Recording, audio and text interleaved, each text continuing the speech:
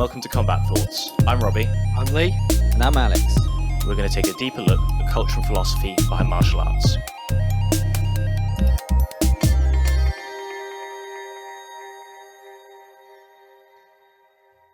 All right, Mike, take us back to the beginning. Where do we start? Yeah. So, I've basically been either a professional or like a high level athlete my entire life, So when we talk about what I do in Jiu-Jitsu, it's impossible to even start without starting at the beginning, So my entire life has been me manipulating my own body, So what I mean is if you play football, whether it's American football or your weird English football, it's the same thing, right? Like you're manipulating an object, right? So if you skateboard, you're manipulating an object. When you do gymnastics or even like snowboarding, where the board is attached to your body, the emphasis is on your ability to control your body and manipulate your body, right? So at its core, everything I've done in my life has come down to my ability to control my body and not manipulate an object, whether it be a basketball or a football or anything else, right? So growing up, my grandfather owned a Kempo karate studio, and so I did karate from a very young age. From there, I started wrestling. I'm from Ohio in the States, and Ohio is a pretty like wrestling mecca. So basically, if you're not 6 foot tall, you have to wrestle, and I'm not 6 foot tall, so I had to wrestle, and so which I enjoyed very much. At the same time, I started doing gymnastics. Gymnastics was literally something I started because with my karate, I thought, well, how do I turn karate into becoming a full-time ninja? And you have to do gymnastics to be a ninja, and so that's literally why I started doing gymnastics. And then gymnastics became my primary sport until I was about 25 years old. I competed nationally. I was nationally ranked up until my senior year of high school. And then I went on to coach, and I coached at a pretty high level at some pretty big events and some pretty big camps, and transitioned that into stunt work and working for like Cirque du Soleil and those types of things, where I was doing acrobatic stuff. And then, that eventually turned into me wanting to learn Jiu-Jitsu. And I quickly found that the wrestling and the a little bit of the karate, but mostly the gymnastics and the wrestling really kind of put itself together really well for Jiu-Jitsu. And after that, it was kind of like all in. I mean, So I went basically 0 to 100 with Jiu-Jitsu, and it became my life really, really quickly. So what was the inspiration to move from gymnastics and more more mainstream sports through to the weird niche of jiu-jitsu? Because I think we like to think it's super popular, but at least in the UK, I think we're a bit weird for doing it. No, yeah, I've always been drawn to like these niche sports, I've never. Oh, come on, girl, killing me here. I've never been into team sports. Yep. I'm probably a pretty selfish person, and so I like having the emphasis on me. I like to know that if I win or I lose, it's my fault, and I don't have that easy way out of blaming somebody else. And so I've always been drawn to individual sports first, and then going beyond that. Like it's always been like this, all these weird little niche sports that I've just been drawn to, and it's never been a conscious effort. I mean, even when I grew up, I did a lot of skateboarding and snowboarding growing up, and I love those two sports. I ended up being a professional in rollerblading, Oh, wow. and it was like one of these things where it was like, yeah, I can skateboard and I can snowboard, and I love these things, but something about like the small community aspect of the rollerblading industry was like, it was just something I was naturally good at and drawn to, and so it's definitely been like a reoccurring theme in my life where it's been these kind of back burner sports that I've really been involved in, and I truly believe that had I pursued a more traditional sport, I would have done very well. I think that, at the end of the day, like, we're all athletes. And so if you're going to be a high level in something, it usually will transition across the board, but I've always liked the smaller kind of niche sports. Did you so what was how did you come across jiu-jitsu? Is it something that like you were following mixed martial arts before or something, or I don't know, was there a particular thing that drew you to it? Yeah, I mean, I was a big MMA fan, and so I've been watching the UFC for a long time, and and it just comes from growing up fighting and doing, and wrestling and doing karate, and so it was very interesting to me. When I looked at wanting to train, jiu-jitsu kind of was just the first thing I thought of, and it seemed like the most interesting thing for me to do. And so we just happened to, we were actually at a like indoor play place for my child. And next door was a jiu-jitsu gym. And so we had been hanging out at this place. It was called Safari Sam's. And we were playing in there. And we walked next door, and I said, hey, we should say hi to these guys. And we walked in, and the head coach was actually a Taekwondo coach. It was a Taekwondo gym that offered jiu-jitsu like in the back room. And the coach said, hey, we have a class tonight. You want to come back and try it? And so I went home, and we got geared up and came in that evening. And it just so happened that the first class was a wrestling class. Like, it was all double legs from the feet. And so I had like a really successful first day of class. Like, I went in there and I was able to wrestle everybody, and everyone was like, there's no way this is your first day. Well, yeah, I was wrestling. It wasn't like I was learning jiu-jitsu. I was doing what I was good at.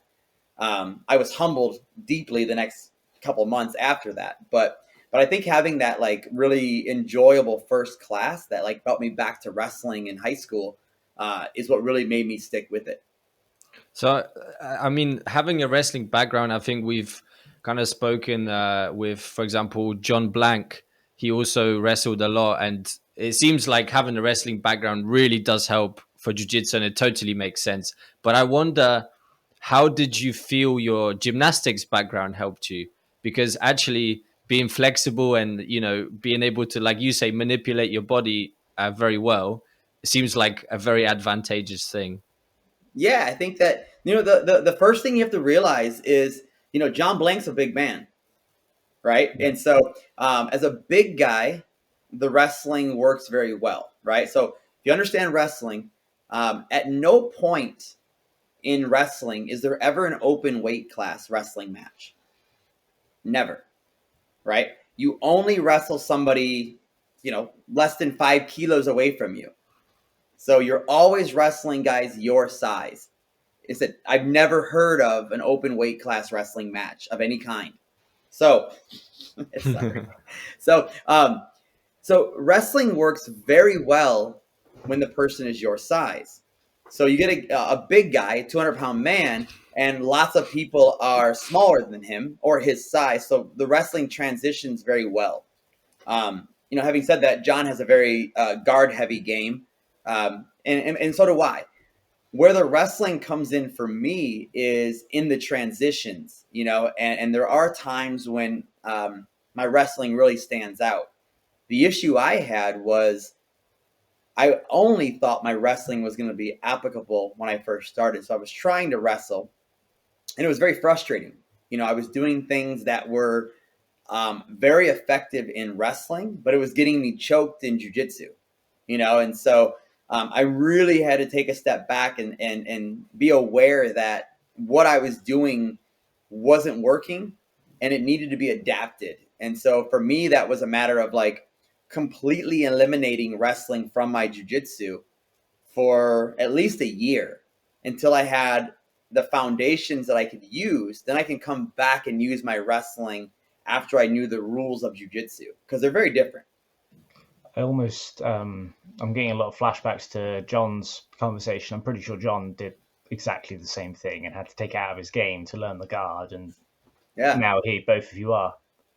I think a lot of it. I mean, like, it's no different than I had to take away my speed when I first started doing jiu-jitsu, because when you're fast and you're, if you're in a hurry to get submitted, that's what you do, So when you try to be fast as a white belt, You just rush yourself into bad situations, and so it's the people who are self-aware enough to say, like, this has got to come later on, right? Like, I have to understand the rules to the game first and understand the basic foundational movements first.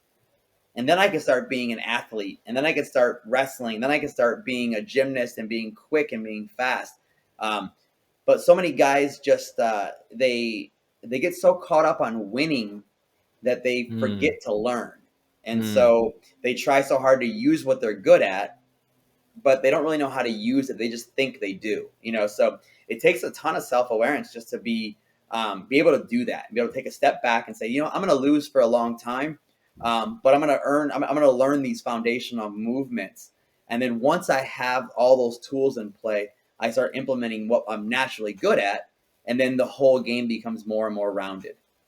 This is something that I really took from your class at the Globetrotters camp, and we'll definitely go on to like Globetrotters as a whole. But the fact what you said was like, allow yourself to fail, and it really stuck with me, because although it's something that gets said and stuff, when you actually like hear it in person, it resonates with you even more. So was that something that you had coming in from, like, because you've done all these different sports and you had to kind of be a beginner in many different things, at some point? Was that your sort of attitude? Was that your attitude when you started jiu-jitsu? It was kind of like, well, you said at the start, I guess you were like using your wrestling and stuff, but then you caught on, okay, I need to learn other things here.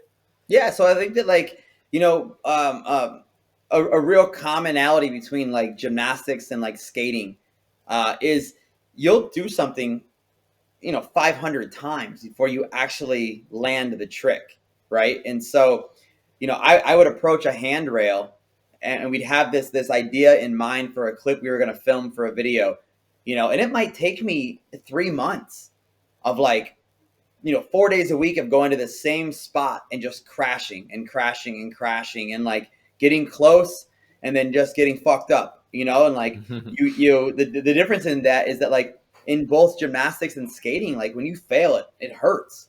Like there's no tapping out.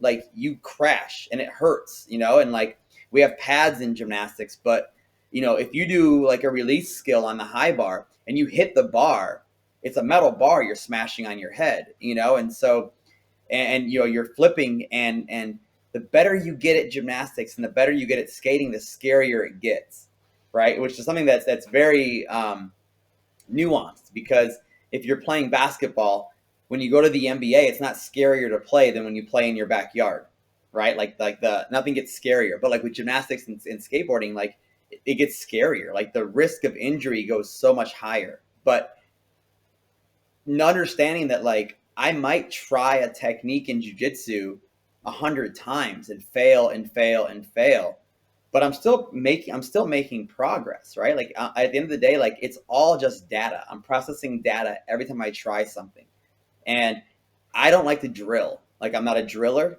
I'm not going to sit and do like 10,000 reps with you cooperating, but I will do 10,000 reps in a live roll. And I'm totally okay with failing 9,999 times of that, and just, failing and failing and failing. And I don't care if you understand what I'm doing or not. Like, I'm not going to tell you, hey, I'm really looking for like an inverted arm bar. Like, I'm just going to try to find the ways to get there, and I'm going to fail. I'm going to fail over and over and over again. And I think that one of the things that we really push at my team is your teammates are your training partners. They're not your opponents. And we really lose sight of that in the training room, right? We want to go in there and we want to get through the class and have open roles, and we want to fight our opponents. We don't want to train with them.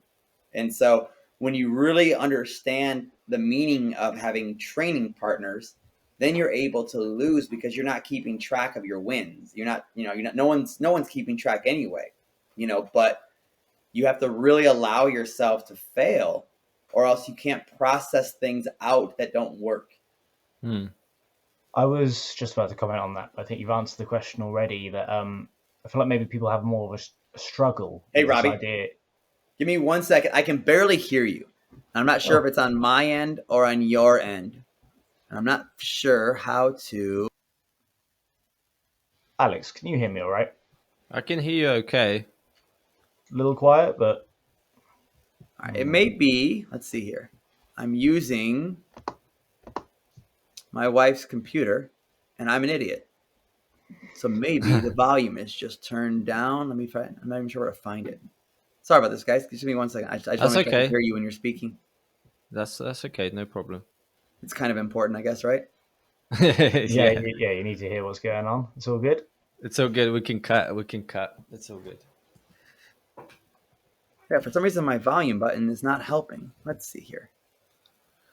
Oh gosh, I don't know how it works. Wait, Alex, you can hear me all right, can you? Yeah, I can hear you okay. Am I a lot now? Yeah, I think now? it's just my system. Give me 1 second. I'm sorry. I'm not a lot louder now, am I? No. No. Okay, cool. I was just checking I was using the right microphone there. That would have been pretty embarrassing. All right. Can you give me a test here? I'm saying some things to test. Man, you sound so much better. There you go. All right, I fixed it. There we go. Yeah, all right. You guys can hear me all fine, right. correct? Awesome. All right, and you guys can hear me. Oh yeah. Perfect. Yeah, perfect. Okay, I think there's a continue. slight lag on it. Okay. All I was going to say was on that subject about sorry, where were we? About failing. I feel like a lot of people might struggle with that in jiu-jitsu quite a lot because there is a competitive ego aspect, which to an extent you do need to, make sure you are getting better. But obviously it's that idea about where it matters and where it doesn't. Sure. So I think you might have answered that already. But one point I wanted to ask about, I mean, obviously at a certain level, you begin looking to innovate techniques a lot more. And I assume you look to develop your own strategies and techniques. Failure is obviously an important part of that. But where do you draw the line where something's failing too much? Where do you know whether something's innovation for building towards something, or is it dead wood to cut out of the game? Well, I mean, that all comes back to like processing the data, right? I mean, like you have to be willing to not just move and not just do things. We have to be self-aware enough to know what you're doing and then try to figure out if it's productive or if it's not, And so for me, it's a pretty easy line to draw. I'm going to try something. And for me, I'm constantly thinking through techniques in my head. If I'm in the shower, I'm usually doing jiu-jitsu. The things are happening in there.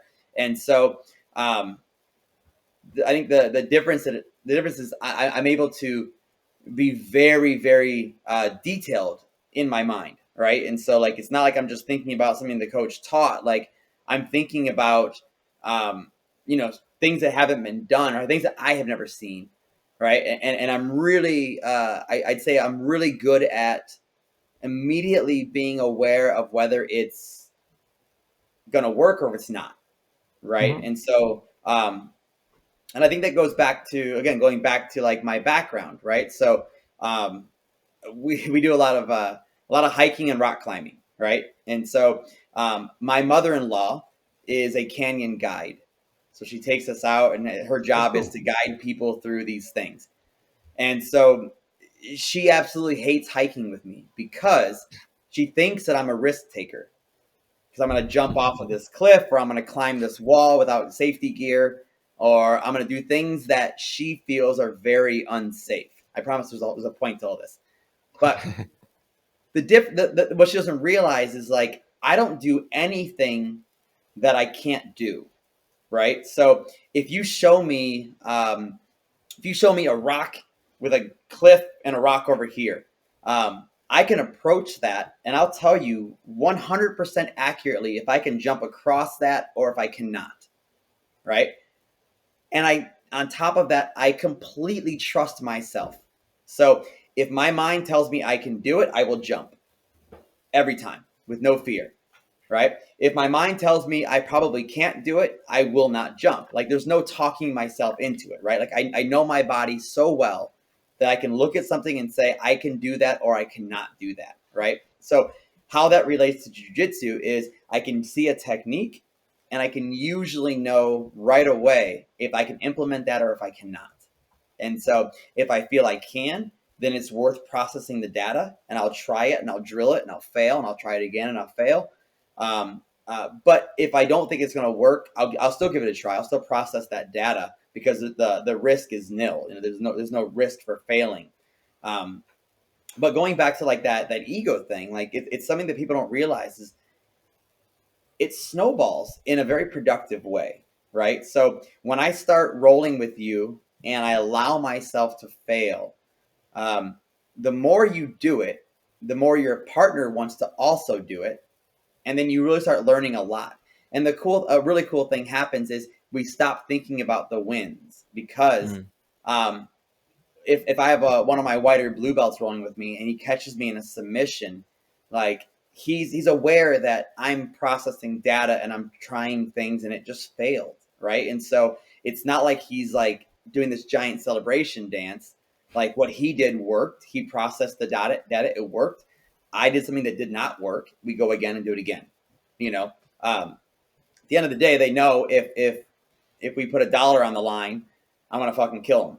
You know, like Yeah. It is what it is. But if you allow yourself to fail and allow yourself to take training as training, you'll vastly improve your technique, and you're gonna double your skill level timing, right? I mean, you're gonna get better so much faster because you're not just trying to win, you know, and you're not just doing what you're good at and then getting your taps and your open rolls, you know. And so it's just it's a huge part of the game. You have to allow yourself to play and enjoy the jiu-jitsu and not care, you know, coaches not tallying victories on the sidelines. Yeah.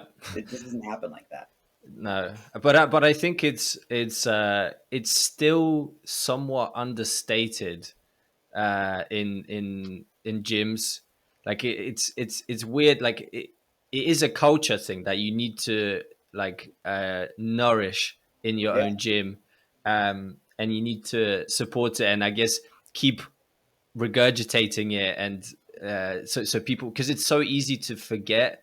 I have this issue myself. Like I try and be like very sort of ego free, let's say, but I still sometimes get stuck into this battle, and then I return to what you just said, which is do what I'm good at and not try new things that I actually want to try and see if I can brush them up. But something interesting that you said is that you don't drill, and this is also something I think I've heard Preet say, Preet Mikkelsen. Why is it that you think drilling is not something worth pursuing? I just think that you are practicing a routine in a vacuum, and I think that you're not getting real responses, you know. And if I'm doing a ballet, if I'm a dancer, right, then I'm going to practice. I'm going to drill my routine because there's no outside force disrupting me, right? And so when you are doing jiu-jitsu, like I know guys who are fantastic drillers who can show you a technique perfectly, but they can't do it in a roll because the second somebody does something that they don't expect, then it all falls apart, you know? And so, again, I say I don't drill. I do drill. I just drill within live rolls, right? And so I go into every single round, every single class with something in mind. Like I want to, and whether it doesn't always have to be what I taught. It could be something random. I could have a month where all I want to do is work on my defense from the back. And so I'm not going to just start off with a guy on my back, right? I'm going to play the game. I'm going to let my partner do a good guard pass, make him work for a good guard pass. I'm going to make him work for a good back take, but I'm ultimately going to let him get there, right? And then I'm going to defend and strip it away and then process that data and then have it all happen again, right? And he may not even be aware that I'm letting him get to my back because I want to make it real. I still want to make him have to do his part of it. But ultimately, like, I'm drilling by doing what I want to do over and over and over again. And if I can't ever get to that point, then that's a problem with my jiu-jitsu as a whole, right? I have to learn how to get to a certain point before I can even start drilling it. But I think if we say, hey, we're going to start off with you in mounts and learn mount escapes. All right. And I'm going to drill a mount escape from a mount. It's just not applicable to the real thing. I mean, for one, I should be learning how to escape mount before you settle, not after you settle. So if we do drill like that at my academy, I'll have you start off in cross sides, and I'll allow you to step to mount. But the second your second knee steps over my body, we drill it from there, right? So we're not starting off with like a secured position, because I'm never going to let you have a secured position. Like, I should know you're going to mount in a live roll, and my mount escape should be starting before you solidify the mount, right? The problem is we don't teach it that way. We always teach it to start off and mount and go, and we drill our escape from there. And then we do that in real life. We go to our live rolls, and the person mounts us, and we go, okay, now I'm going to escape mount. When the reality is you should be escaping mount before they even settle. So I do drill. It's just a different way, and it's not quite so like step by step by the numbers. That's interesting, because I really feel like, unless it's just all the content I'm listening to, there's quite a sort of quiet revolution in jiu-jitsu happening at the moment about the way people learn jiu-jitsu, because I'm hearing more and more and more people not dismissing drilling exactly, but dismissing that kind of just doing the technique like 1,000 times over. Right. I have heard a lot more people actually saying that they'll start from a position, side control, ashi, mount, and then fight out of it over and over again, sort of positional sparring, which is more like what you're talking about. But I'm interested about the idea you said about you have to transition into it and then go. That's an interesting adaptation to it, and I quite like that. I think it's such an important thing to learn. I mean, like, so if you are passing my guard, right, I have to be aware that I'm losing that battle, right? It rarely happens in one go, right? Usually you have an exchange where the person is attempting to pass your guard, you're playing guard. You should be aware that you're losing that exchange, right? It shouldn't be I'm winning, my guard has been passed, right? So we have to get to a point where we concede the guard pass, right? Because if I know you're going to pass, it's way easier to recover the guard, right?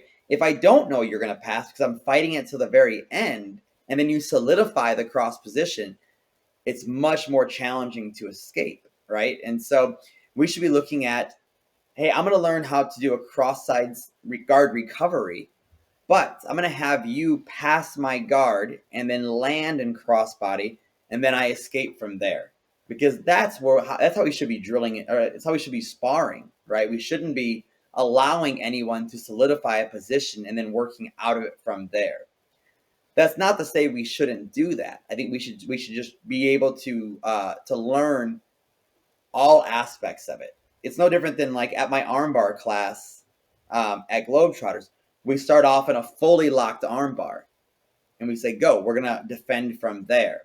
I shouldn't let you get there, but I should also know how to handle it once it's there. And I think that, like, for me, I'm obsessed with arm bars and defending arm bars. And so when I see high level black belts in a competition and they're getting arm barred and the arm is like here and they tap, and they're not even letting themselves like do the full escape, that comes from guys not willing to start there and to train that deep end, like in basically you're going to tap over and over and over and over again, training that though and seeing what it feels like and pushing yourself to the limit. So you should train how to defend an armbar as they enter the armbar, but you should also train after they're already solidified the armbar and go.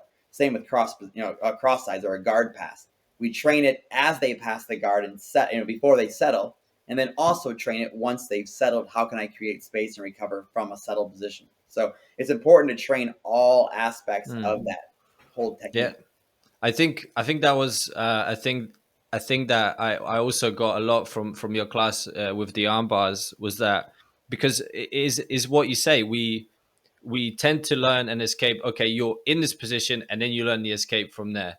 But you rarely like learn how to actually in the transition to that position, how you can escape before the position is actually Like in doing place. some So like the example of the armbar is what you were showing with, you know, having the hand on your forehead and pushing the leg up. So before the guy even puts the leg on top of you, you're Already pushing ready. that Yeah. leg away, rather than, you know, you also taught us how to get out when you're already in place, but that transitional period is not something that gets taught very often. And I think it's it. I mean, like the whole point was, submissions don't work. And I think that if you are self-aware of what's happening enough, you can get into the defense before they even start the attack, but that requires some concession of position, right? Like I have to be aware enough that, okay, the guy's in mount and he's got a good angle on me. He's up into my armpit. I know what's going to happen, right? I know I'm going to get armbarred. And so if I keep fighting from there, he's going to keep inching towards the arm bar and then make it work, right? To where if I accept that he's going to go for the arm bar, I allow him to step over my head, but I start establishing my escape in the transition, my likelihood of escape is like skyrocketing, right? And so the issue with that is as we learn it, our failure rate is going to go through the roof, right? We're going to fail and we're going to fail and we're going to fail. But I don't like to get in these battles where I'm just trying to be strong and be stubborn, right? Like, I mean, I'd rather lose and learn, than kind of say, how strong is my grip? Is my grip stronger than your grip break and defend an armbar by being a caveman? Like, I want to be able to understand what's happening, and it's one of those things, again, it's snowballs where once we start thinking about jiu-jitsu in that way, then you almost feel like you're looking at the match from above.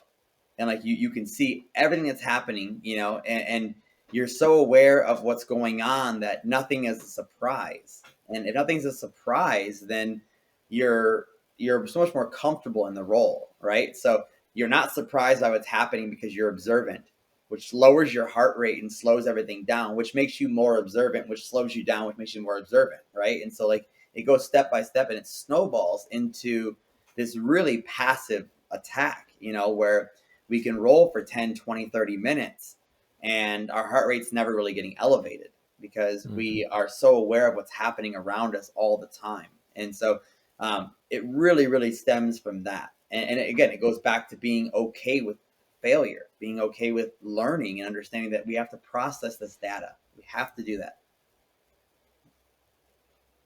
nice. Yeah. I think one of the interesting things, one of the interesting things about you is that, you know, you have also managed to somehow still keep your body intact. I'm sure you have a lot of injuries, but you're still competing at a pretty high level. And you also like, as we're now talking, like allowing yourself to fail. So you probably get yourself in like some bad positions relatively often. Um, how do you look after your body? How have you managed to still, you know, compete at a very high level, even though you've had such a long career in Yeah. athleticism? I don't know. I mean, like, Freak genetics. I mean, I guess so. I mean, I turned 40 in July, and I go back to like, I was at Combat Worlds, the EBI event for the Combat Jiu-Jitsu back in March, and I was sitting on the beach with a couple of the competitors, and a guy named Nick Honstein. He was there, and he approached me. He says, "Hey, it's so cool to see that you're here." He's like, it's nice to not be the only older guy competing at this event. And I'm like, "Oh, that's good to hear too." And I asked him how old he was. He said he's 33. And so, well, fuck off, man. Like, you're still like, I didn't even start jiu-jitsu until I was 33, And so, yeah, I feel like, I've always been obsessed with me. I think that like there's nothing I fear more in the world than like not being able to do what I do. And so I'm in a position now where all I do for a living is jiu-jitsu. And so my days are pretty routine. I wake up every morning and I do the same things, and so I ride my Peloton bike every morning. I usually lift weights. I get in the sauna for 45 minutes. I usually do cold therapy, and then I relax, and I do 3 hours of training in the evening for jiu-jitsu. And so I'm usually working out for 6 or 7 hours a day every day.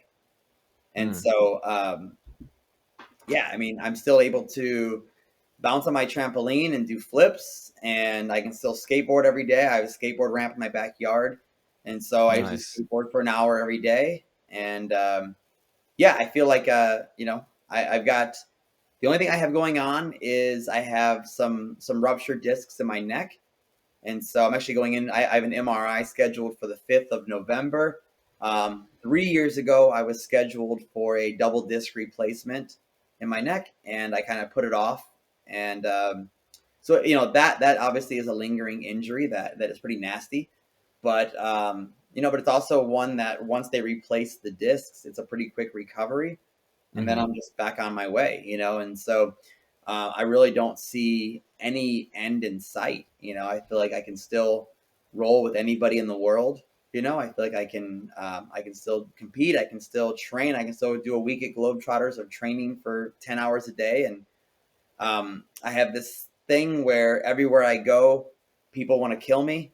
And so every time I roll, I get like a lineup of giant men who just want to destroy me for whatever reason. They try. And I feel confident there, But having said all that, I was supposed to compete last weekend, and I had to pull out. Like, it was a last minute thing. They told me, actually, they didn't even tell me. They put me on the card without telling me, and yeah. So I woke up when I got home from Germany Tuesday evening after flying for 2 days, and I woke up Wednesday morning to Instagram messages wishing me luck on my fight. I was like, well, I don't have any matches coming up. And then I got an email from the promoter, like a mass email to like all the subscribers. And it had like the whole like match card. And I was on it against the guy who I never agreed to match up against. And Jesus. yeah, and I was like 15 pounds overweight. And so I was like, man, so the promoter talked me into doing it. And I was talking with one of my coaches, and he was like, don't do it. Like, like your body's not great. Like, you have to cut a bunch of weight. You're not getting paid anything. And so, but it's really hard for me to say no. But I have to at some point. Like, I mean, my body is not where I want it to be right now. I feel very good, but there's a big difference between teaching and rolling at your academy and getting up on stage and having a tough opponent. One point I did want to ask was, with regards to competitions like that, is there a specific way that you prepare for them with a specific intense camp, or are you always on, always ready to go? I'm always on. I think that like I can't speak for MMA, but as far as jiu-jitsu, I know so many guys who do go into a camp and then they end up injured throughout the camp, and so never, not never, but rarely enough to have to cancel the match because people are stubborn and they want to always say yes. But most guys are going into events with injuries, and that's from a really, really intense camp. And I think that, I don't have a very intense style when I roll. It's pretty passive and it's pretty kind of just, it's active when it needs to be, but it's not like I'm going to go out there and like push in your face and like try to wrestle you and get, super aggro. It's just not what I do. And so, anytime I've competed, it's been kind of business as usual leading up to it. And then actually getting ready, like if I'm backstage getting warmed up, I don't grapple to get warmed up. I don't get a sweat going. I'll usually do like a little bit of stretching, but nothing crazy. I normally just sit there cold and then I walk out and fight. And so I've never really liked to like get myself hyped up. I think that like it's the opposite. Like I want to stay calm and I want to go out there and be clear headed and calm. And so, but I know a lot of guys who need to get a rolling sweat. They want to have their cardio tested before they even compete, And so I did submission underground. And one of the events, I've done it 5 times, but one of the events I did it, Diego Sanchez, the UFC guy, he was on the card also. He had a match against Ali Cuenta. And so Diego was in my blue or my red corner getting warmed up in the back room. And Diego rolled for 90 minutes nonstop. Like literally an hour and a half where he had his headphones on and he was just like pointing at people in the dressing room and saying, "You come here." And then they would roll for 20 minutes and 15 minutes, then new body, come on, let's go. And he was like dripping in sweat. I mean, he was drenched before he went out there, and Jesus. So some guys need that. Like they want to feel like they're getting their second wind or their second go during the match. Where like for me, like I want to just kind of like stand up and go fight. So, yeah. And is that approach to it is that something you had to find? Because I've heard other people debating this about whether they need to get hyped up or not, and it's always a process of trial and error. Yeah. How did you find that this was the right way for you to come into a match? I found it pretty. I mean, so I did my first tournament 3 weeks into training. So like started a gym, and 3 weeks later I competed. And I hadn't wrestled since high school, so it'd been like 15 years since I'd done like anything like that. And so I really thought, so when I wrestled, I was very intense. I mean, wrestling is a very intense sport. Like there's not a whole lot of respect or etiquette there. Like you're just trying to hurt people. And like, if I can hurt you and I can pin you, like that's awesome. And like, we do like this stupid half-ass handshake to start the match, but it's not real. After the match, you're not shaking hands of like the other guy. Your hand raised and you run off the mat, right? So it's a very different sport. But I thought I would still compete that way. I thought I was going to go out there and like get super hyped up and be aggressive and be mean and just hurt people. And my second, it was a round robin tournament. I had 5 matches, submission only.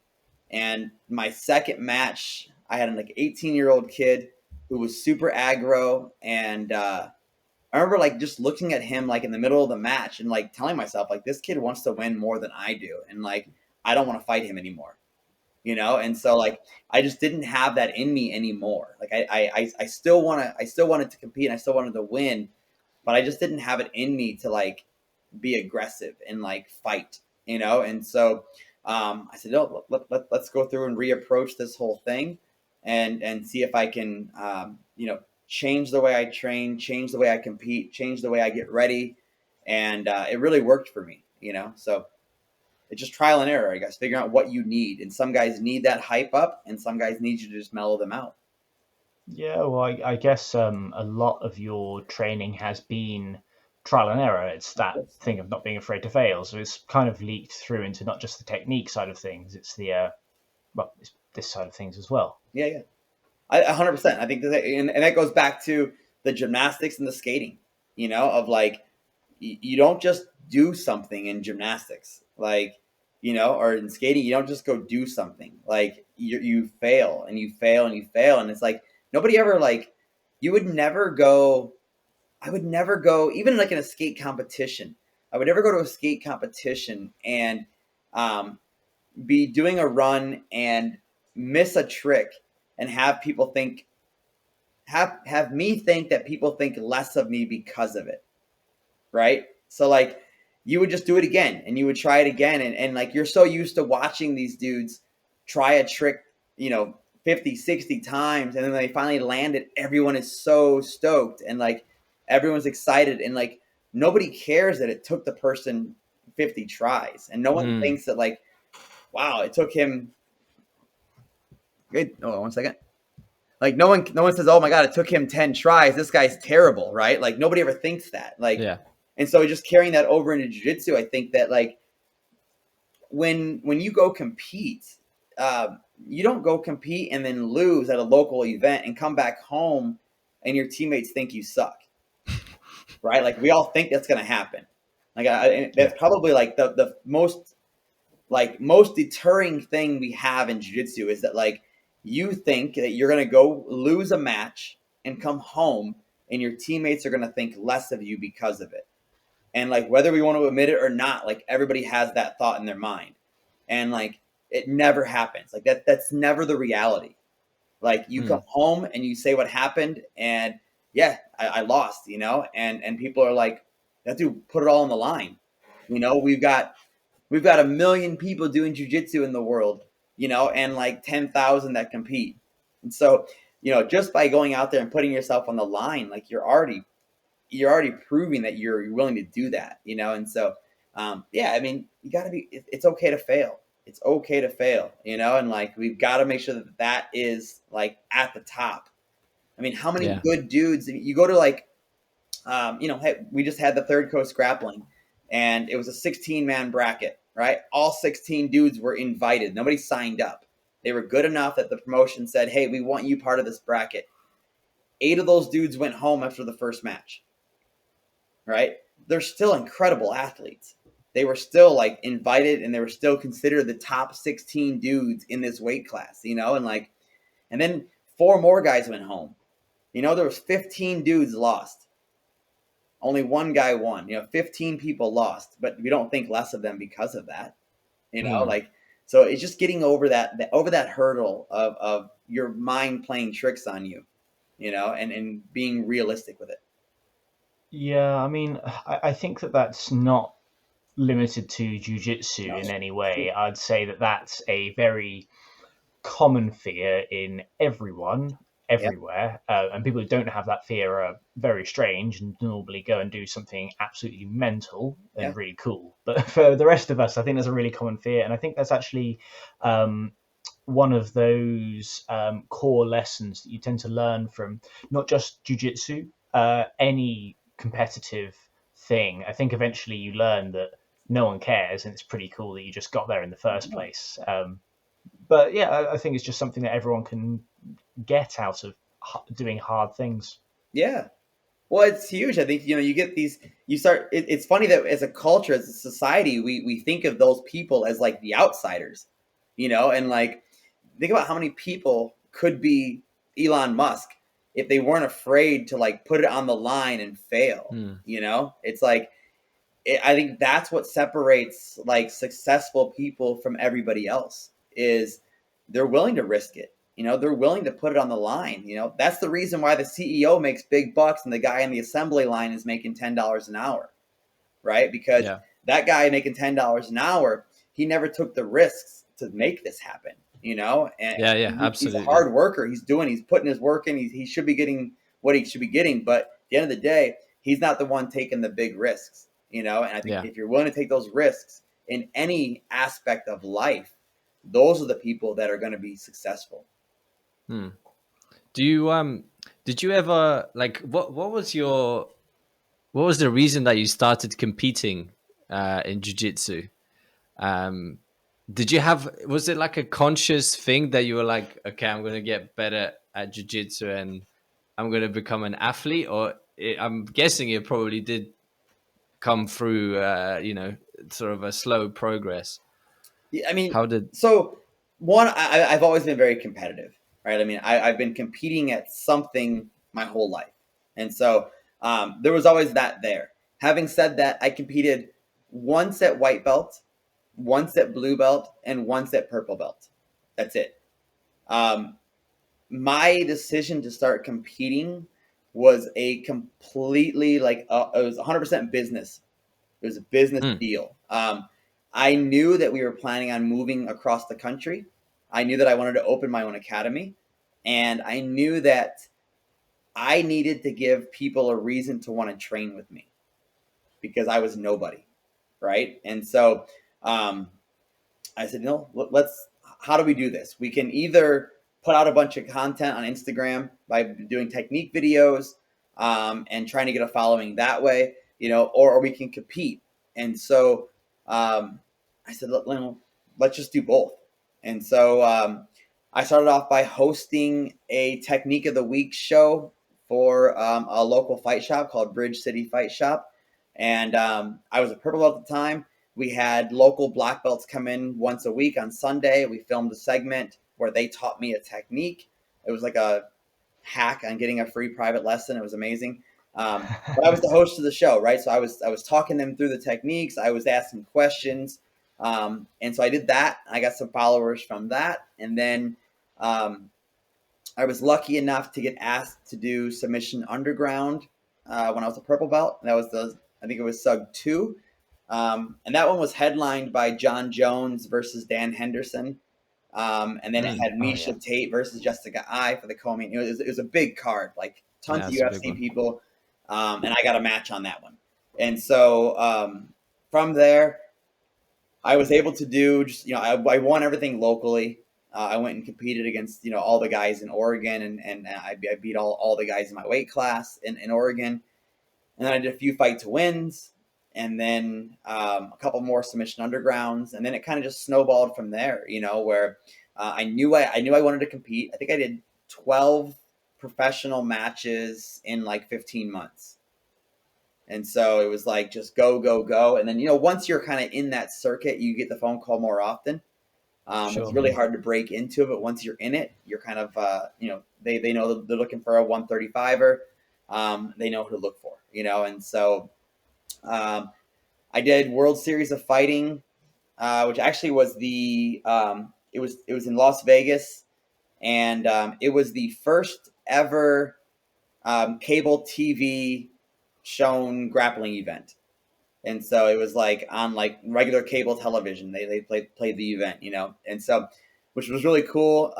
We got, it was at a casino in Vegas, and you walk into the casino and there's like my picture on posters like all over the casino, and like, so that was pretty cool.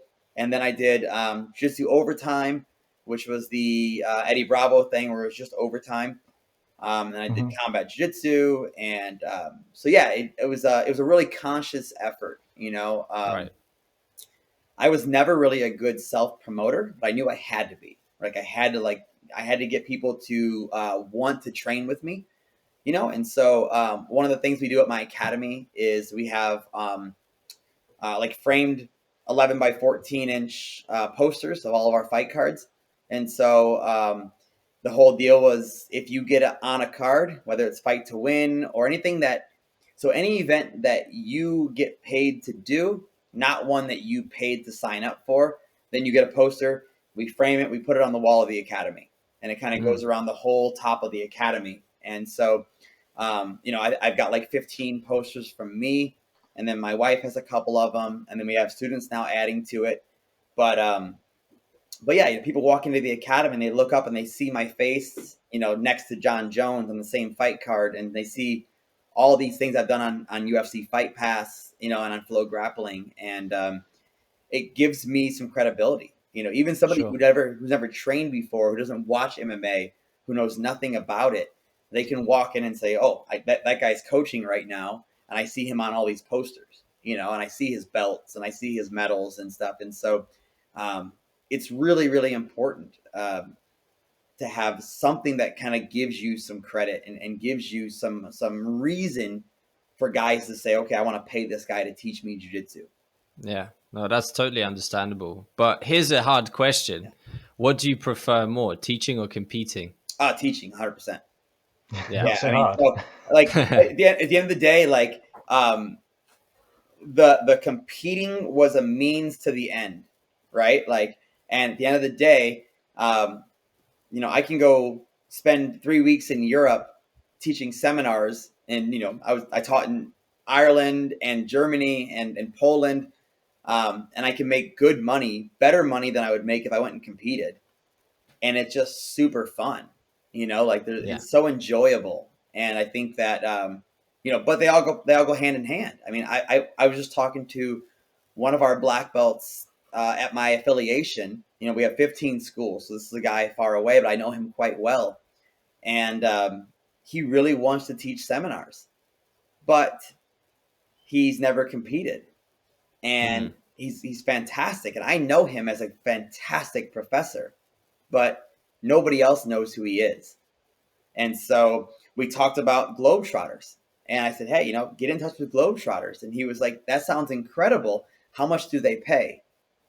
and you don't get paid. There is no Hmm. pay. Globetrotters is a volunteer thing. So like, he's like, oh, I can't do that.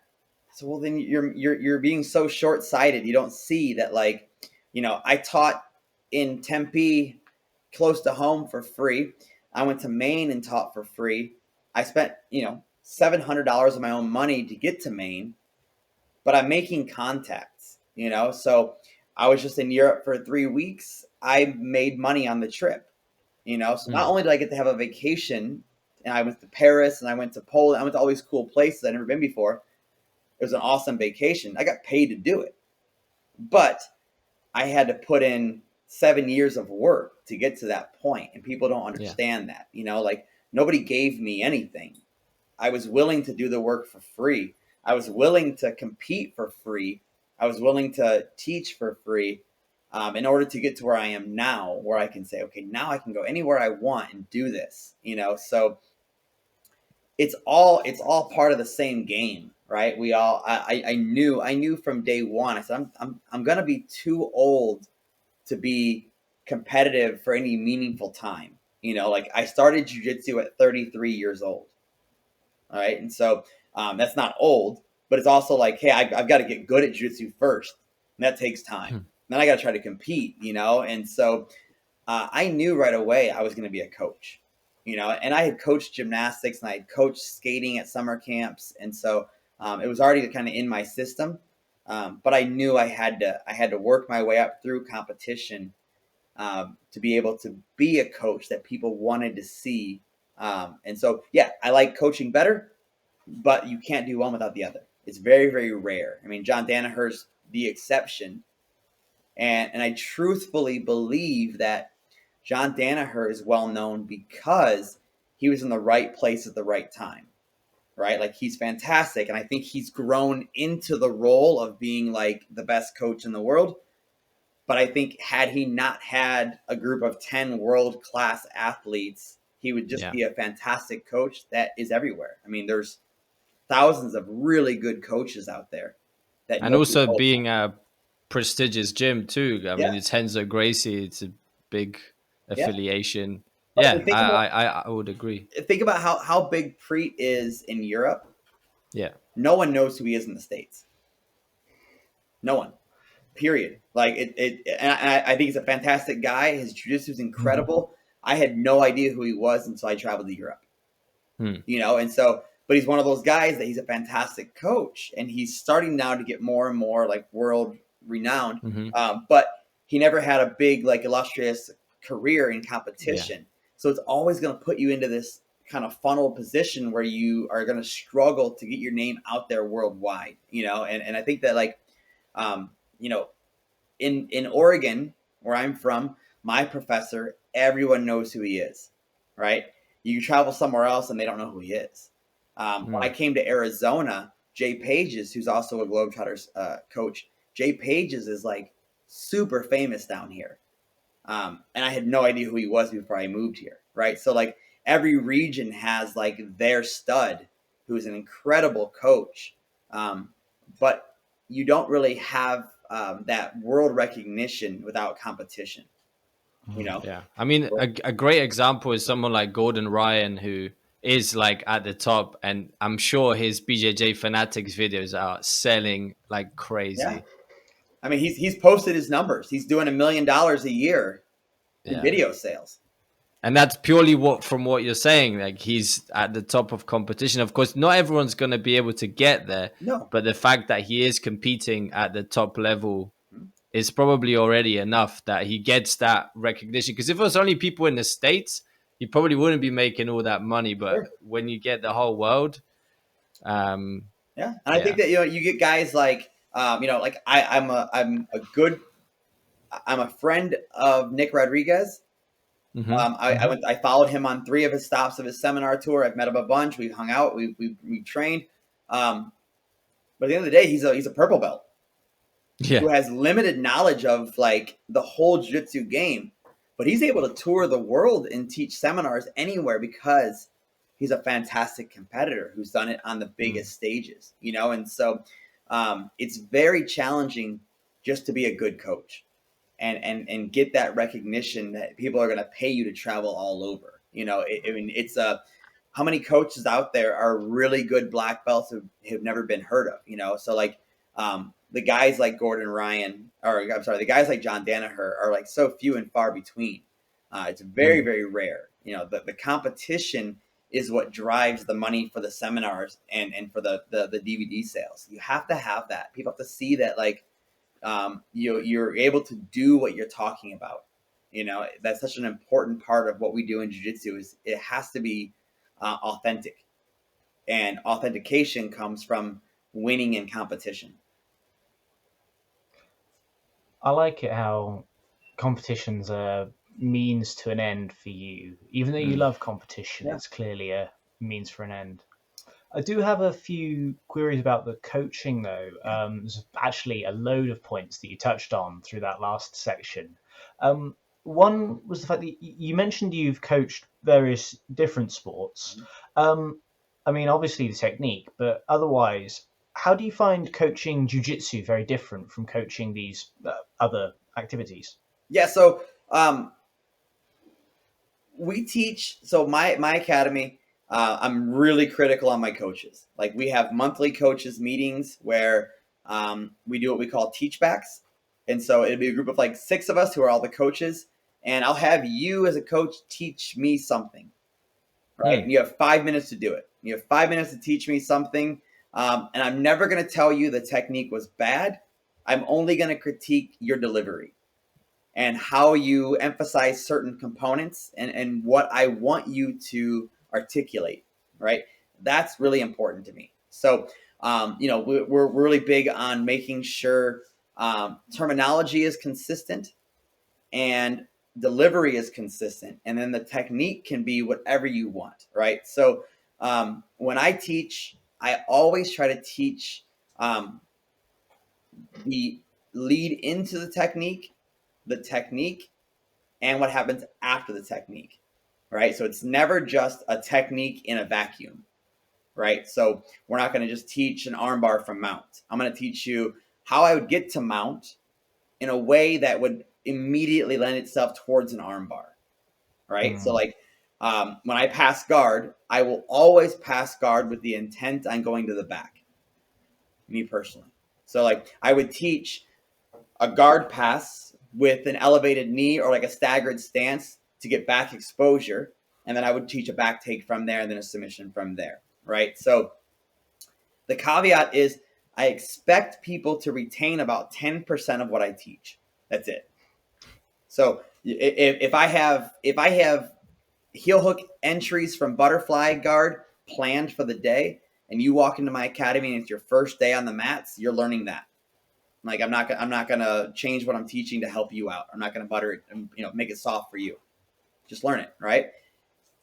And that relates to gymnastics in a way that, like, we're never just trying to like do the whole technique, right? Like, we're trying to learn pieces of it and get really good at the movements, and then we can start putting it all together, right? So I guess like the overall concept for me is, if I take a brand new person and I teach him just me and just him train for 1 year, 6 months, right? And he's only just me. He gets to watch no videos. He gets to learn nothing. That we're together in a padded room. He sees nothing else. And I show this person every way to move around a body. And I show him no submissions at all. But I teach him the perfect way to move around a body and to manipulate a body. He will invent his own submissions, right? Like, you'll get so good at moving around a body, you'll find a joint and you'll lock it without me ever showing you how to do that. Conversely, if I show you nothing but submissions, you'll never submit anybody because you can't find them, right? Like, the movement around a body is so much more important than the finish. The finish will happen, right? You'll find a way to lock somebody's joint or to strangle somebody. But getting there is the real challenge. And that's why you see guys who can show you 20 perfect techniques, but they can't roll to save their lives because they don't know how to handle the chaos leading up to the submission. So when I coach, we emphasize the movement. And so I think whether you understand what you're doing doesn't matter. But if you do it correct, semi-correctly, and you learn how to move around a body and retain just like the hip movement that we're teaching for the day, if I retain that part, everything else is lesser, right? That's the key component there. And so we have these kind of like a 10th planet warm up where we do these white belt flows. And so we have a flow drill for white belt, for blue belt, for purple belt, for brown belt, for black belt. We have a gi and no gi, right? And it's basically like this flow of like 12 techniques that flow together. And so when you walk in, you'll learn our white belt flow, and you'll go through this white belt flow. And the point is, I want you to be bad at all of it, but to do it, right? So like it's kind of like you're Mr. Miyagi and you're painting the fence. You have no idea what you're doing, but you're still doing the right thing, right? And then every time you learn a part of that flow in a class, you make that part of the flow stronger, right? So maybe you learned an Americana on Wednesday. So when you go back to your white belt flow on Thursday, you're doing horrible, horrible, horrible, good Americana, horrible, horrible, horrible, right? So like you add components in, but the whole time you're still learning how to move around a body, right? And so I think what that does is it allows us to have fun with jiu-jitsu early on, because one of the struggles is you go to your first class, you learn the technique, coaches get a partner and roll, and you're like, I know one thing, right? Like I know how to do a Kimura, but I can't Kimura you. You know, I just learned this. And so now the role becomes this weird, awkward thing where you're almost scared to engage, to where if you just learn how to move around a body appropriately, you can just move around a body and at least enjoy the role and maybe find some submissions later on. So it's a very, very structured but different coaching style. I find that interesting in relation to there is a very good Instagram page called School of Grappling. Okay. And a lot of what their content is at the moment is about ways in which we learn and like heuristics. I see how that might feed into this. So one of the teaching styles that they promote is having sort of games that reinforce specific stances. For example, rather than teaching someone a stance, they teach the game is you've got to touch someone on the back of the knee, or their hands have to touch the floor, and people learn it on their own. Yeah. And I can kind of see how that may well relate to your flows around the body, that you don't need to teach people every little specific thing. No. I mean, they'll learn it and self-correct it. Right? Like everybody's different. I mean, like even if you're similar size to me, your body does not work how my body works. Right? So as a coach, if I waste my time by saying left hand touches this, right hand goes here, we reach over I'm wasting my breath, right? Like it's my job to give you the broad brush strokes and say, this is the goal. This is some of the things that I do to make that goal a reality. Get with your partner and try it and see what works for you. So you have to put it back on that person. And that's not to say that I won't go person or pod to pod and say, hey, try this. Maybe do this instead, and I'll go to the next guy. But I'm not going to waste time delivering that information to 25 people when 4 need it, right? So teach them the broad brushstrokes, help them hone in on the details that make it work for them, but largely let them experiment and let them figure out how their own body works and what works best for them. So much of what we do gets lost when we try to replicate somebody else's stuff. Yeah, I think in general, like jiu-jitsu, it seems to me that there is a lot of seems to be a lot of issues in the way jiu-jitsu is taught, especially around the idea of teaching technique a day, and as you said, having it in a vacuum. And I guess like you're thinking about it a lot in terms of how it's supposed to be taught, and also like someone like Preet, he seems to be talking about it a lot and like figuring out how best to teach jiu-jitsu. So is that sort of you've been trying to figure out the right ways to teach it, Yeah. Have you found it a sort of frustration when you were learning as well? Well, I think that like it like I'm pretty vocal about like my anger towards coaching. Mm, I think we have a huge issue in our sport of lazy coaches. I think that the vast I mean this, the vast majority of jiu-jitsu coaches are awful at coaching jiu-jitsu. I think that I think that they probably mean well, but very rarely do we have a coach who is a full-time coach. They normally have a 9 to 5 day job, right? Very often they walk into the classroom thinking about what they're going to teach. And more often than not, they just teach what they were taught with no mm, evolution. I mean, I don't use Facebook often, but I was scrolling today and I came across a guy made a post on BJJ Fanatics website or group, and he was kind of making the same point I am, but he more so proved my point, right? He was saying that as a coach, you should be planning your class on the drive into the class. And he meant this as like he's going above and beyond, right? Like most coaches don't do that. And I thought, you're an idiot. If my coach is driving while planning our class, I'm furious, right? Like there needs to be, you're doing such a huge disservice. And I think that the reality is we're a cult, and we fall in mm, love with our professor and we allow our professor to be lazy because we're too polite and we're too loyal to hold them to a higher standard. And I think that like I had a coach whom I love very much who would teach the same class repeatedly, not intentionally. He was just stressed out from work, and he would come in and teach the same class he taught last week without even knowing he was doing it. And it was mm. garbage. And I think that like Yeah, you just see it over and over again. I mean, we just had a guy. So my newest coach, he's a Henzo Gracie black belt. He trained with Henzo in the blue basement and John. He moved to us. He's been a black belt twice as long as I've been a black belt. And I told him, I said, I'm not easy to work for. Like, I'm not easy to work for. And like, I'm going to watch your classes and I'm going to tell you what you did right and what you did wrong. And I'm going to give you feedback. And I'm going to hold you to a higher standard, because if I'm having you talk to my people, I expect the best. Right. And I think that, obviously, like, I could be totally wrong in what I'm doing. I mean, who knows?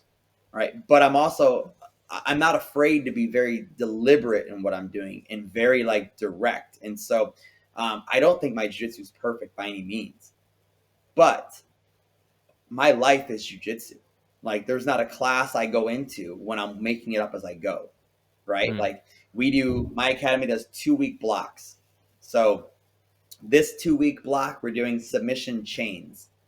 So my instructors can teach anything they want, but it has to fall within those parameters, right? And so you have to do, I would say, minimum 3 to 4 submissions linked together, usually based off of my opponent's correct defense to the first submission, right? So he defends a triangle by stacking into me. I can parry that and go to this submission.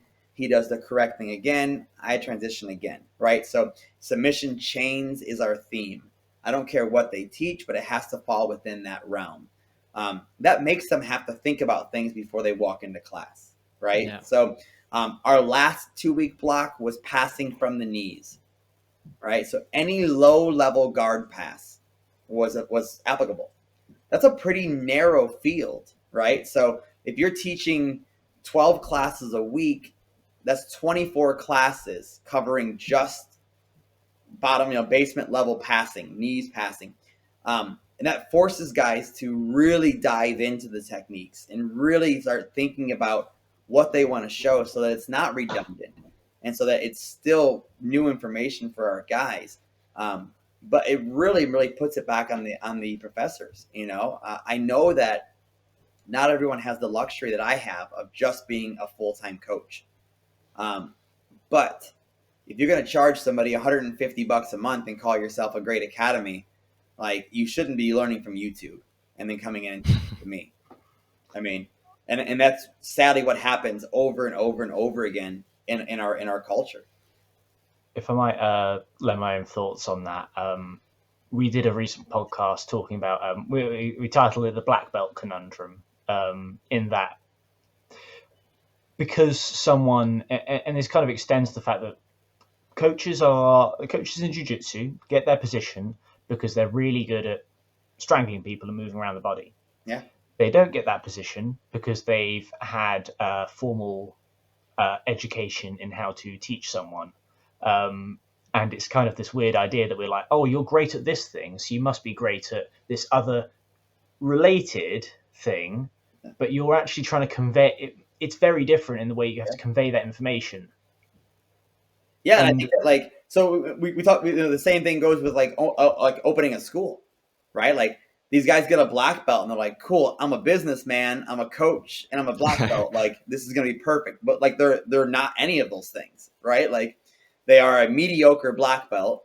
They have no coaching ability and they can't run a business to save their lives. And so the academy either is in shambles or it just falls apart and they close after a year, And so, yeah, I think that not everybody is, not everybody is a great competitor, but they can be a great coach. Not everyone is a great coach who's a good competitor. It really takes a special person who is willing to put the work into understanding how people learn, and it's not easy. It's really not easy, but it's really important. We have such an important responsibility. So many martial arts are so watered down and so far off of what they should be. And Jiu-Jitsu is one of like those last holdouts that is really trying to maintain some integrity. But it's losing traction every year. Every year I see guys who are getting belted that shouldn't get belted. I see guys who are black belts who shouldn't be black belts. I see gyms opening from guys who have no business opening a gym. And I think if you are a shitty black belt, you're going to produce shitty blue belts and shitty purple belts. I mean, it is what it is because you're holding them to your standards, which is not high enough. I think that like it's just crazy. We talk about a black belt is a white belt who never quit, and that's garbage. Like if you're at my academy for 40 years and you're a brown belt, like it is what it is, man. You're a brown belt. Like I'm never gonna hand somebody a belt for time served. Like you don't get to do a punch card and get a new belt. Like it's not happening, And so, but it does happen. I mean, there's academies I can name off right now that literally you go to 50 classes, you get a promotion. Regardless of how well you're doing, you pay me for 6 months consecutively, I'm going to give you a stripe. It's all that matters that you're paying me, and like it's happening over and over again. And I think that like it might not always be intentional, but if you have a black belt that is a plumber who just happened to get his black belt in a dozen years, and now he's your professor, and he's plumbing all day long, and he's fixing pipes, and he comes in and teaches jiu-jitsu, well, and you're doing really well against him, holy shit, you must be a purple belt. No, your black belt is just terrible at jiu-jitsu. And in comparison, you're beating a really bad black belt, so you think you're a higher belt than you are, and it's just not real. And so it's sad to see. It's difficult with the belt system for sure. There's a lot of potential issues but also benefits. It's a difficult thing, but I think like sort of going back to the idea of jiu-jitsu being a cult and then you have a leader and stuff. I think funnily enough, like my first camp being this one in Poland, like Globetrotters, it seems like it sort of goes against the idea, and I really liked that the community of Globetrotters is sort of going against this idea of a cultish leader and all this sort of thing. And actually the same person who started Globetrotters is also belt checker. I think belt checker is a really interesting concept, and maybe in the future when more people are on belt checker, then it's a better way to validate someone's actual status in terms of their abilities. rather than, as you say, punch cards and, you know, time spent, because then you actually have peers who are, you know, you can see if someone's a coach or whatever, you see them, all right, this many people vouched for the status of this person. Sure. But it's I guess it'd be pretty difficult to get to a point where that's used on a normal basis, but I think it would be amazing if we did get to that point. Yeah, I think ultimately it just comes down to people in the community being vocal and being very like just, yeah, I guess vocal and like saying, hey, we need to hold everyone to a higher standard, you know. And I think that we had a little bit of that where guys were being fake black belts and getting called out, and people were going to gyms and calling these people out, you know. And I think that like I like that. I keep it pure and keep it honest, you know. And you know, you're always going to have different levels of belts. I mean, you can't get away from that. You know, we often say we have city belts and we have country belts, right? So like a city blue belt is much better than a country blue belt, you know, because if you live in a city, you probably have 1,000 blue belts that you're compared to, right? And so maybe your academy is, you know, 300 people and you have this tough pool. Well, then you go out to some rural place, you know, or even like a country like Ireland. Ireland has like 15 black belts in the whole country, you know, and so you have these people who are learning and they're progressing very well and they're going to get belted. But then they go to London and they're fighting a blue belt from London and it's like, holy shit, this guy's incredible, you know? And so you're always going to have. That is 100% true. Yeah. And so like, that's fine. Like I'm okay with that, you know, but there has to be a line where you draw the line and say like, all right, this dude is never done what he's teaching, right? He's only done it in theory. He has no idea what he's doing. There's no thought behind it. And he's just spewing off this garbage to the next generation who are going to keep spewing it off. And we got to say, hey, listen, we have to hold ourselves to a higher standard than that, you know? And I think ultimately we need to have fewer academies, not more academies, you know, or have affiliations that hold their separate entities to a higher standard, right? So like if I were to open up 10 Mike Currier Jiu-Jitsus around the world, like what am I doing with that? Like are you going to open up a school and give me, you know, $100 a month so you can carry my name and I'm never going to talk to you? Or am I going to say, here's the deal, like if you're carrying my name, you're teaching my curriculum, I'm checking in on you, I'm holding you to a higher standard and not just collecting a check, you know? And so, but when we have all these independent schools opening up with no authority over them, it just allows it to get more and more watered down, you know? And I like gyms opening, I do.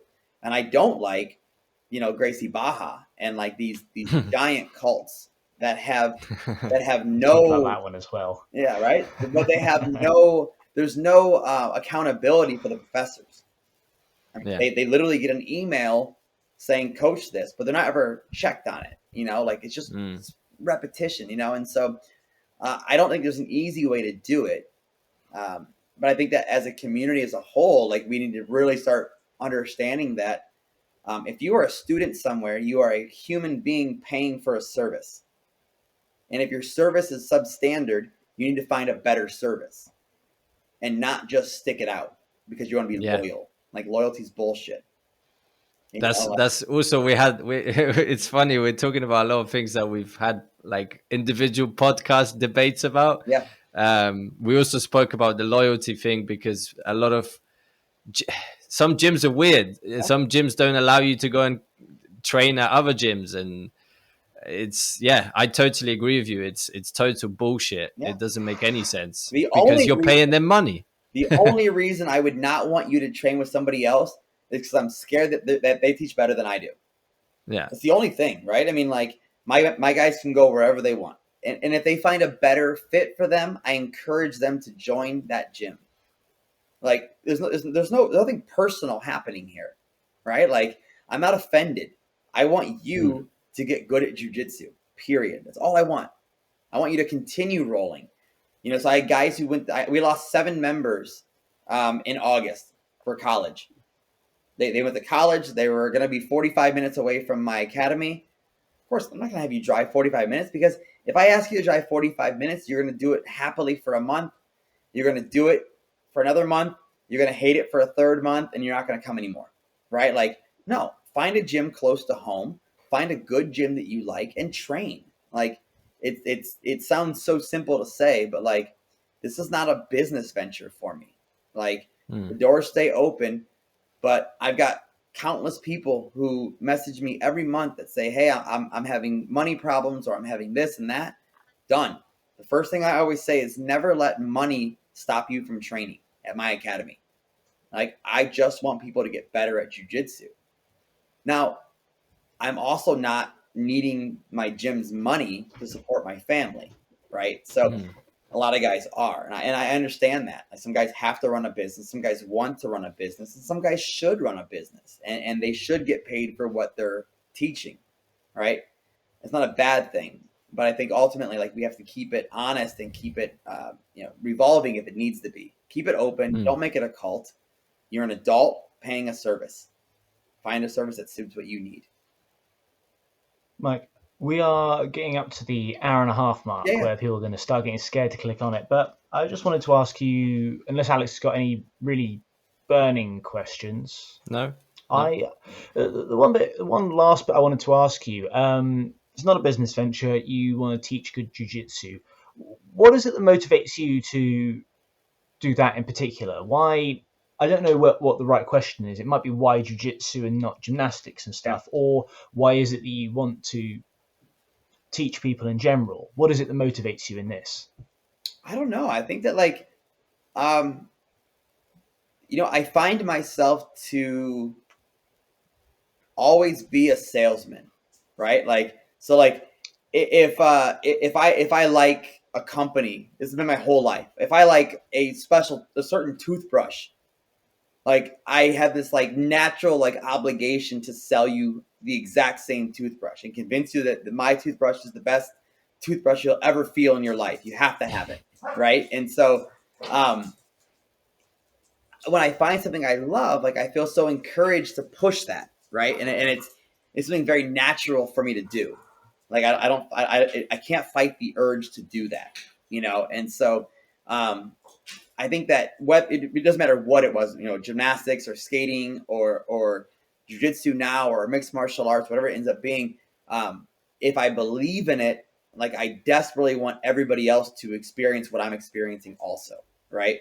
As for why it's gymnastics or why it's not gymnastics and it's jiu-jitsu, my hang up with gymnastics is that, one, there's no recreational gymnastics, right? Like, there are no, even as a child, you're either a competitor or you're not doing gymnastics, right? And so that was my big hang up my whole life with gymnastics is it puts so many people off of gymnastics because you can't just go have fun and learn gymnastics, right?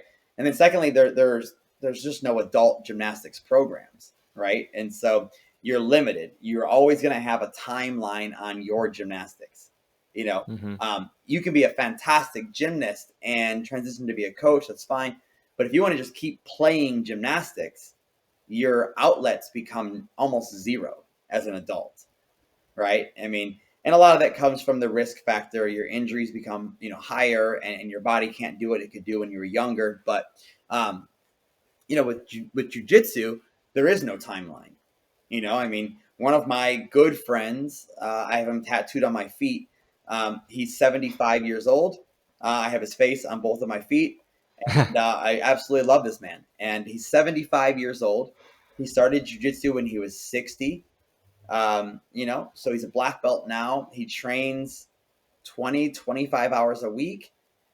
He rolls with 20-year-olds. He was just out at my academy for a week training with me.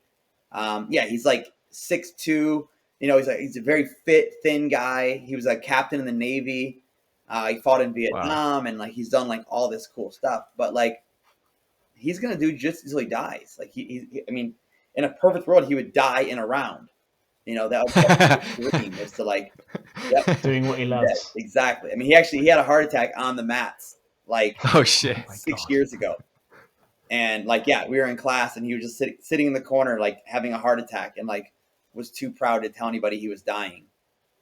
And Crazy. yeah. And so, you know, and that's why people say, you know, when I start to think, oh my God, I'm 40, I'm feeling old.